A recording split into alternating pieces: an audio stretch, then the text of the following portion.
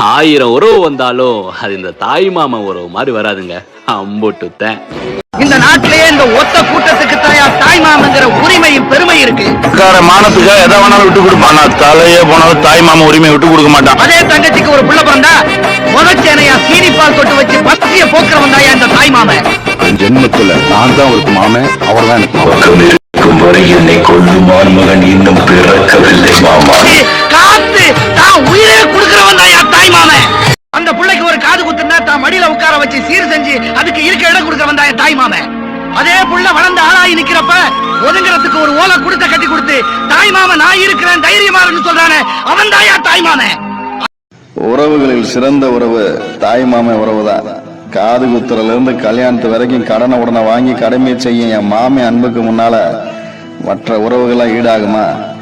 அப்பே ஆத்தால தாண்டி இவங்கிட்ட எது கேட்டாலும் கிடைக்கும் அப்படின்னு குழந்தைக்கு தெரிஞ்ச ஒரே உறவு தாய் மாமன் தான். தாய்மையை போற்றும் கலாச்சாரத்தில் தாய் என்ற அடைமொழியுடன் அழைக்கப்படும் ஒரே ஆண்பால் உரிமை தாய் மாமன் மட்டும்தான். அனைத்து மாமன்களுக்கும் தாய் மாமன் தின நல்வாழ்த்து.